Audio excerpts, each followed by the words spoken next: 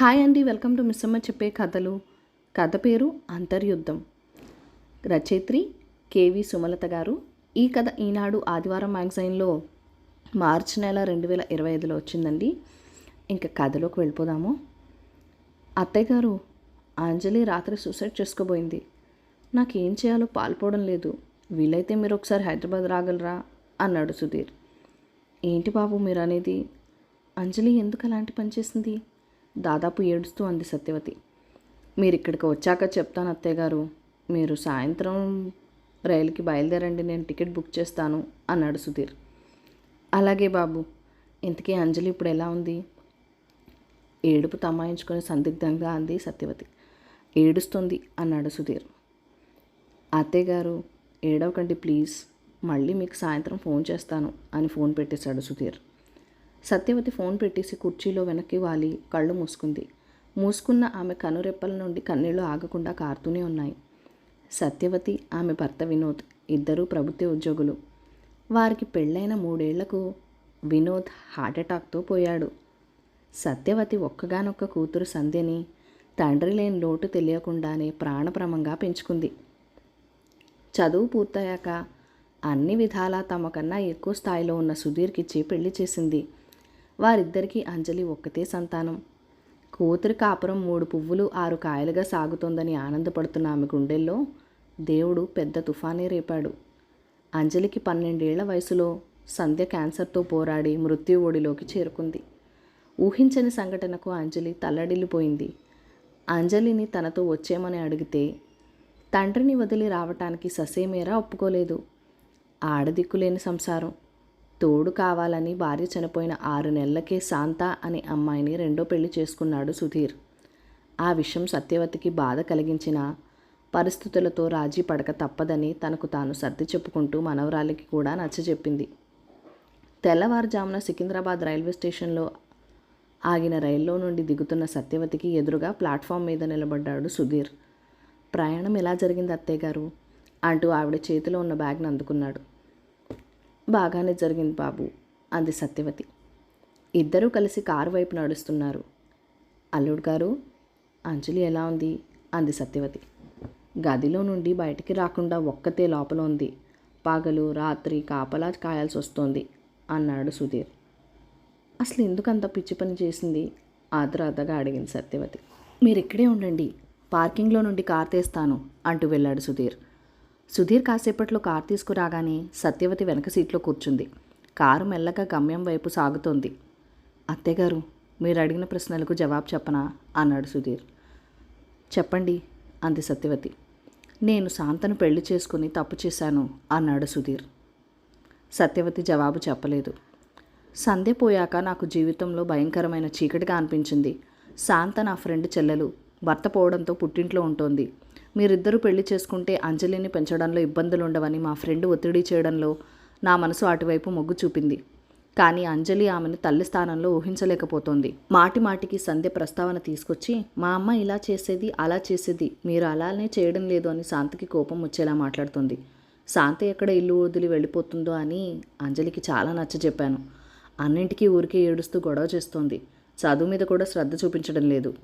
అందుకే 2 రోజుల క్రితం బలవంతంగా హాస్టల్లో చేర్పించాను అన్నాడు సుధీర్. అంజలిని హాస్టల్లో చేర్పించారా? ఎంత పని చేశారు బాబు. అమ్మ దూరమై అల్లాడుతున్న బిడ్డను అక్కున చేర్చుకోకుండా హాస్టల్లో చేర్పించారా? చెమర్చిన కళ్ళతో అంది సత్యవతి. అత్తయ్యగారు, ఇంట్లో అయితే ఒక్కతే ఉంటుంది, అదే హాస్టల్లో అయితే తన 7 పిల్లలు ఉంటారని ఆ నిర్ణయం తీసుకున్నా. కొంచెం సిగ్గుపడుతున్నట్టు అన్నాడు సుధీర్. బాబు, ఒకప్పుడు మీరు అంజలిని ప్రాణం కన్నా ఎక్కువగా ప్రేమించేవారు. ఆ నమ్మకంతోటే సంధిపోయాక అంజలిని మీరు బాగా చూసుకుంటారని మీ దగ్గరే ఉంచేశాను. నాతో వచ్చేమని అంజలిని ఎంత ప్రాధేయపడినా డాడీ నేను లేకుండా ఒంటరైపోతారు, అస్సలు ఉండలేరు గట్టిగా తిరస్కరించింది. మీరు 6 నెలలు తిరగకుండానే పెళ్లి చేసుకున్నారు. అది నేను జీర్ణం చేసుకోలేకపోతున్నాను. పసిపిల్ల, తన మానసిక పరిస్థితి ఎలా ఉంటుందో ఊహించగలను బాధగా అంది సత్యవతి. అత్తయ్యగారు, నాకు సంధ్య అన్న అంజలి అన్న చాలా ఇష్టం అన్నది పచ్చి నిజం. శాంతను చేసుకుంటే ఇంటికి అంజలికి తోడుగా ఉంటుందని ఆశించాను. కానీ అంజలి పూర్తిగా శాంతను వ్యతిరేకిస్తోంది. గత్యంతరం లేక కొంతకాలం హాస్టల్లో ఉంటే పరిస్థితి సర్దుకుంటుందని చేర్పించాను అన్నాడు సుధీర్. అసలే ఒంటరితనంతో బాధపడుతున్న పిల్లను మీరు మరింత ఒంటరిని చేశారు. ఇప్పుడు నాకంతా అర్థమైంది బాబు, జీరగా అంది సత్యవతి. మీరొక్కరే అంజలికి సర్ది చెప్పగలరని నాకు తెలుసు అన్నాడు సుధీర్. సత్యవతి మాట్లాడకుండా కారుతున్న కన్నీటిని తుడుచుకుంది. కాసేపట్లో కార్ ఇంటి ముందు ఆగింది. ఇద్దరూ కారు దిగి లోపలికి వెళ్లారు. సత్యవతి గబగబా అంజలి గది వైపు నడిచింది. తలుపులు తెరిచే ఉన్నాయి. శాంత అక్కడే కూర్చొని పేపర్ చదువుతోంది. వీళ్లను చూడగానే లేచి ఎదురొచ్చి సుధీర్ చేతిలోని బ్యాగ్ అందుకుంటూ సత్యవతి వైపు చూసి పలకరింపుగా నవ్వింది. ఆవిడికి వదులుగా నవ్వనట్టు పెదవులు కదిపి మనవరాల వైపు తిరిగింది. అంజలి అలికిడిని ఎంతమాత్రం పట్టించుకోకుండా గోడవైపు చూస్తోంది. అంజలి ఆ పిలుపుకి నిదానంగా తల తిప్పి చూసింది. 2 క్షణాల తర్వాత ఆమె కళ్ళల్లో చిన్న మెరుపు కనిపించింది. సత్యవతి దగ్గరికి వచ్చి అంజలి పక్కలో కూర్చొని మీద చేయి వేసింది. సుధీర్, శాంత తలుపుల దగ్గరికి వేసి అక్కడి నుండి వెళ్ళిపోయారు. అమ్మమ్మ, మెల్లగా పిలిచింది అంజలి. ఆమె కళ్ళల్లో తడి కనిపిస్తోంది. నా బంగారు తల్లి అంటూ వంగి ముద్దు పెట్టుకుంది సత్యవతి. అంజలి ఆమె చెయ్యి గట్టిగా పట్టుకుని దగ్గరికి లాక్కుంది. అమ్మమ్మ, నాకు బతకాలని లేదు, ఏడుస్తూ చెప్పింది అంజలి. ఎందుకంత తల్లి? లాలనగా అడిగింది సత్యవతి. నేను ఎవరికీ అవసరం లేదు, ఒంటరిగా మిగిలిపోయాను, ఎక్కుతూ ఏడుస్తూ చెప్పింది అంజలి. నాకన్నా ఒంటరిగానా? అంది సత్యవతి. అంజలి ఒక్కసారిగా ఏడుపు ఆపేసి ఆమె వైపు చూసింది. చెప్పమ్మా, నువ్వు నాకన్నా ఒంటరివా? రెట్టించింది సత్యవతి. అది కాదమ్మమ్మ, నీళ్లు నమిలింది అంజలి. అసలు నీ మనసులో ఉన్న బాధ ఏమిటో నాకు చెప్పు తల్లి అని మనవరాలి తల నిమిరింది సత్యవతి. అంజలి తన గుండెలో గూడు కట్టుకున్న దిగుల్ని విప్పసాగింది. అంజు, ఈవిడ నీకు అమ్మలాంటిది. నువ్వు అమ్మ కోసం ఏడుస్తున్నావని కొత్తమ్మని తెచ్చాను. పిన్ని అని పిలవకుండా అమ్మ అని పిలిస్తే చాలా బాగుంటుంది. నీకేం కావాలన్నా మొహమాట పడకుండా తనని అడగచ్చు. అంజలి మడి చుట్టూ చేతులు వేసి దగ్గరికి లాక్కుంటూ ప్రేమగా అన్నాడు సుధీర్. సుధీర్ మాటలకి అంజలి ముఖంలో రంగులు మారాయి. తండ్రి చేతుల నుండి వెనక్కి తీసుకుని తిరిగి శాంత వైపు చూసింది. మితిమీరిన అలంకరణతో ఉన్న శాంతని తల్లితో పోల్చడం ఆమెకు నచ్చలేదు. ఎప్పుడూ నవ్వుతూ సౌమ్యంగా ఉండే సంధ్య ఆమె కళ్ళ ముందు ప్రత్యక్షమైంది. అమ్మ అలంకరణ లేకుండా అందరినీ ఆకట్టుకునేది.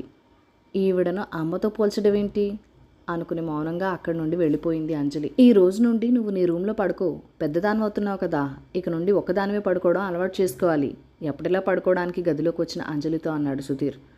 సంధ్య ఉన్నంతకాలం అంజలి నిద్రపోయేదాకా అమ్మా నాన్నలతో కబుర్లు చెప్తూ ఇద్దరి మధ్య పడుకునేది. తల్లిపోయాక తన తండ్రి దగ్గర పడుకునేది. ఇప్పుడు ప్రత్యేకంగా వేరుగా పడుకోవడం అనగానే తల్లికి పినతల్లికి తేడా ఆమెకి తెలిసింది. ఒక క్షణం తండ్రి వైపు చూసి ఆ పక్కన కూర్చున్న పిన్ని వైపు చూసి మాట్లాడకుండా తన గది వైపుకు నడిచింది.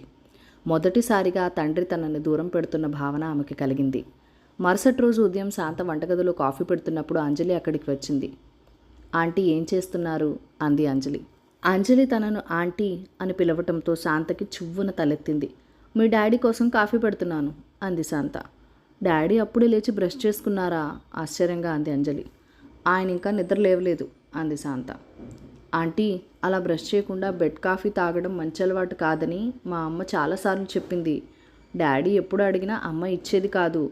మీరిప్పుడు ఇచ్చినా డాడీ అస్సలు తాగరు నమ్మకంగా అంది అంజలి. ఎందుకు తాగరు? విసురుగా అంటూ కప్పు పట్టుకుని గదిలోకి వెళ్ళిపోయింది శాంత. ఎందుకంటే అమ్మ అంటే డాడీకి చాలా ఇష్టం వెనక నుండి అంది అంజలి. అంజలి మనసులో అమ్మ మాటను డాడీ నిర్లక్ష్యం చేయరని గట్టి నమ్మకం ఉంది. తాను చెప్పినట్టు జరిగిందో లేదో చూడటానికి శాంత వెనకాలే వెళ్ళింది. శాంత అప్పటికే సుధీర్ని లేపి కాఫీ కప్పు చేతికిచ్చింది. అతడు కాఫీ తాగుతూ ఆమెతో నవ్వుతూ కబుర్లు చెప్తున్నాడు. అది చూడగానే అంజలికి షాక్ తగిలినట్టయి గుమ్మంలో అలాగే నిలబడిపోయింది. సుధీర్ దృష్టి అటువైపు మళ్ళింది. అంజు, ఏంటమ్మా, ఏమైనా కావాలా? కొంచెం ఇబ్బందిగా అన్నాడు సుధీర్. డాడీ, మీరు బెడ్ కాఫీ తాగుతున్నారా? అమ్మకు కోపం వస్తుంది దగ్గరికి వస్తూ అంది అంజలి. సుధీర్ కంగారు పడుతూ శాంత వైపు చూశాడు. ఆమె పక్కకు చూసింది. అంజు, ఒకసారి తాగితే ఏమీ కాదులే కానీ నీకు స్కూల్ టైం అవుతుంది, వెళ్ళు అన్నాడు సుధీర్. తండ్రి జవాబు చెప్పకలేక తనను వెళ్ళిపోమంటున్నాడని అర్థమైంది అంజలికి. తను వాళ్ళిద్దరికీ అడ్డనిపించి బాధగా వెనక్కి తిరిగింది. రోజులు గడుస్తున్నాయి. అంజు, ఈరోజు స్కూల్కి వెళ్ళనన్నావంట, ఏమైంది? ఒంట్లో బాగాలేదా?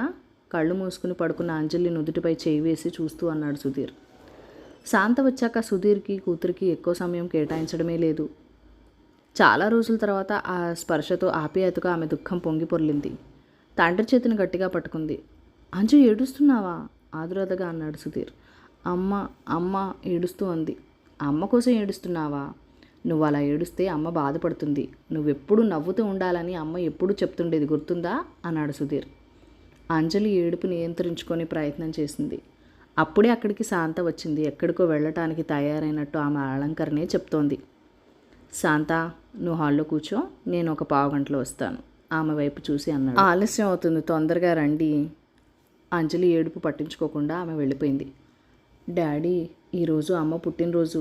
మనం ఎప్పట్లాగే ఓల్డేజ్ హోమ్లో భోజనాలు పెట్టడానికి వెళ్ళాలని నేను స్కూల్కి వెళ్ళలేదు. ఏడుపు ఆపి అంది అంజలి. సుధీర్ గతుక్కుమన్నాడు. అది అంజలి గమనించింది. డాడీ, మీరు అమ్మ పుట్టినరోజు మర్చిపోయారా? బాధగా అడిగింది అంజలి. అదేం లేదంజు, ఈరోజు పిన్ని ఎక్కడికో వెళ్ళాలని చెప్పింది. ఆదివారం నీకు సెలవు కాబట్టి ఆ రోజు ఓల్డేజ్ హోమ్కి వెళ్దాం. ఇప్పుడు నువ్వు లేచి స్కూల్కి వెళ్ళిపో అని మరో మాటకు తావేయకుండా అక్కడి నుండి వెళ్ళిపోయాడు సుధీర్. అంజలికి చెప్పలేనంత ఏడుపు వచ్చింది. ఈనాళ్ళు ప్రేమించిన భార్య పుట్టినరోజును తండ్రి ఎలా మర్చిపోయాడో ఆమెకి అర్థం కాలేదు. అమ్మ కోసం ఏడుస్తుంటే నేనున్నానని ధైర్యం చెప్తూ డాడీ అక్కును చేర్చుకొని ఓదార్చాలని ఆ చిన్నారి కోరుకుంది.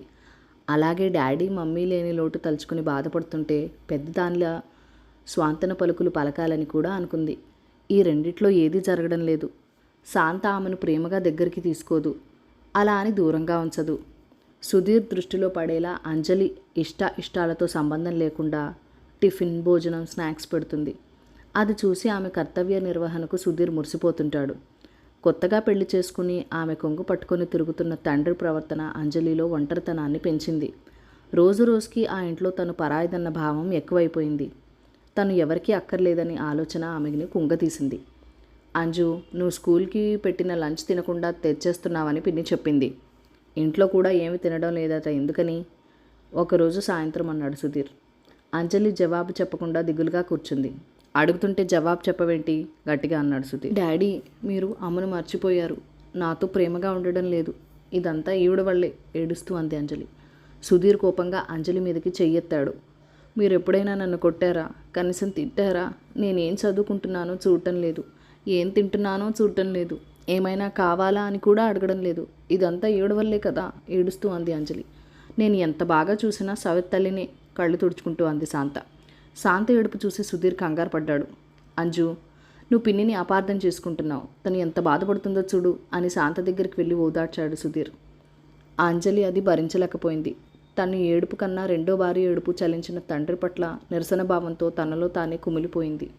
దానికి తోడు ఈ సంఘటన జరిగిన 4 రోజుల తర్వాత సుధీర్ చెప్పా పెట్టకుండా అంజలిని హాస్టల్లో చేర్పించాడు. తల్లితో పాటే తండ్రి కూడా తనకు పూర్తిగా దూరం అయ్యాడని ఆమె గ్రహించింది. హాస్టల్లో మొదటి రోజు అన్యమనస్కంగానే గడిపింది.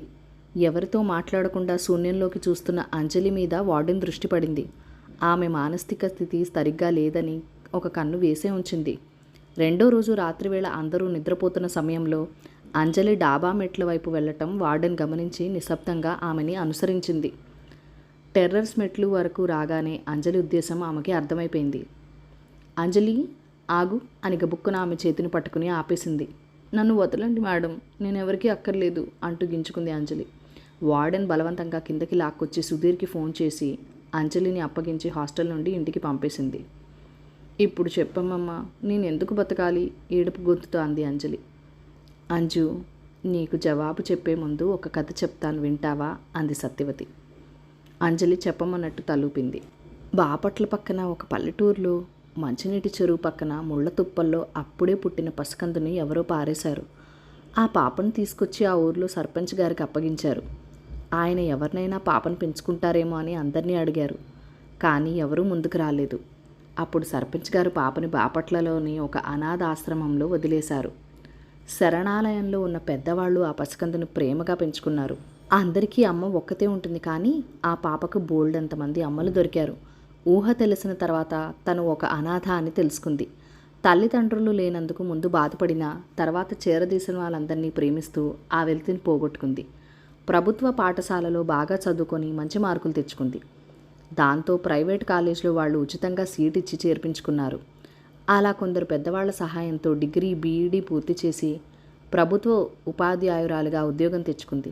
కొన్నాళ్లకు మరో ఉపాధ్యాయుడిని చూసి పెళ్లి చేసుకుని తనకంటూ ఒక కుటుంబాన్ని ఏర్పరచుకుంది. ఆమె కొన్నాళ్లకు ఒక పాప జన్మించింది. దురదృష్టవశాత్తు పాప పుట్టిన 3 ఏళ్లకు భర్త హార్ట్అటాక్తో దూరమయ్యాడు. తోడుగా ఉంటాడనుకున్న భర్త నడిసంద్రంలో ముంచి వెళ్ళిపోయినా ఆమె చావాలనుకోలేదు. తన కళ్ళ ముందున్న పాపాయిని పెంచి పెద్దదాన్ని చేసి బాధ్యతను తన మీద ఉందని గ్రహించింది. యుక్త వయసుకు వచ్చాక మంచి సంబంధం వెతికి కూతురు పెళ్లి చేసింది. కానీ దేవుడు నిర్దాక్షిణ్యంగా ఆమె కూతుర్ని కూడా దూరం చేశాడు. కళ్ళ ముందే కూతురు కట్టెల్లో కాలిపోతుంటే ఆమె గుండె రగిలిపోయింది. అప్పుడు కూడా చావాలనుకోలేదు. ఎందుకంటే కూతురికి ప్రతిరూపం మనవరాలి రూపంలో ఆమెకు కనిపించింది. వణుకుతున్న గొంతుతో అంది సత్యవతి. అమ్మమ్మ అంటూ బావురుమంది అంజలి. అంజు, మీ అమ్మ పోవడం నీకు తీరని లోటు. అది ఎవరూ ఎప్పటికీ తీర్చలేరు. మీ నాన్నకు భార్య వచ్చింది కానీ నీకు అమ్మ దొరకలేదని నువ్వు బాధపడుతున్నావు. మీ అమ్మ స్థానాన్ని దోచుకున్న వ్యక్తిగా చూడకుండా ఆవిడ పట్ల ప్రేమను పెంచుకోవడానికి ప్రయత్నించు. నువ్వు ఆవిడలో అమ్మను చూడగలిగితే ఆవిడ నీలో కూతుర్ని తప్పకుండా చూస్తుంది. అప్పుడు మీ డాడీ నీతో పూర్వంలా ఉంటాడు అంది సత్యవతి. అదేలా అమ్మమ్మ, అదెలా సాధ్యమవుతుంది? అసలు నువ్వెలా ఇంత బాధను తట్టుకుంటున్నావు? ఏడుస్తూ అంది అంజలి. అంజు, నా కష్టాల్లో నాకు తోడు పుస్తకాలు. ఈ ప్రపంచంలో మనిషి తయారు చేసిన అన్నిట్లో గొప్పది పుస్తకం. మన మనసును విశాలం చేసి మన చుట్టూ స్పృహోద్భవ వాతావరణాన్ని ఏర్పరుస్తుంది. ఒంటరితనాన్ని పోగొడుతుంది. స్కూల్ వర్క్ అయ్యాక మంచి సాహిత్యం చదువుకో. స్నేహితులతో సంతోషంగా ఉండు. మీ డాడీ కూడా తన తప్పు తెలుసుకున్నారు. ఇక మీదట అంతా బాగుంటుంది, సరేనా అంది సత్యవతి. అమ్మమ్మ, నువ్వు నాతో ఉంటే నాకు ధైర్యం వస్తుంది. మరి ఉంటావా? వేలగా అంది అంజలి. వచ్చే వయసా పోయే వయసా నాది. నీకు నేను ఎన్నాళ్ళు తోడుంటాను?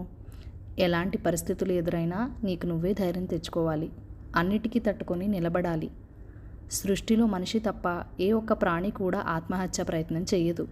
ప్రతికూల పరిస్థితుల్ని అధిగమించి ముందుకు సాగిన వారే జీవన పోరాటంలో గెలుస్తారు అంది సత్యవతి. అలాగే అమ్మమ్మ, నేను మళ్ళీ అలాంటి పొరపాటు చెయ్యను, ప్రామిస్. ఏడు పాపి అంది అంజలి. అంజు, నిన్నొక వారం రోజులు నాతో తీసుకెళ్తానని మీ డాడీకి చెప్తాను, మనవరాల్ని ముద్దు పెట్టుకుంటూ అంది సత్యవతి. అలాగే అమ్మమ్మ, నవ్వుతూ అంది అంజలి. ఆ పసిదాని ముఖంలో తుఫాను వచ్చి వెలిసినట్టుగా ప్రశాంతత కనిపిస్తోంది. కథ సమాప్తం. ఈ కథ మీకు నచ్చినట్లయితే కనుక లైక్ చేయండి, షేర్ చేయండి, మన ఛానల్ని సబ్స్క్రైబ్ చేసుకొని మీ సపోర్ట్ ఇవ్వండి. Thank you for watching. Bye bye.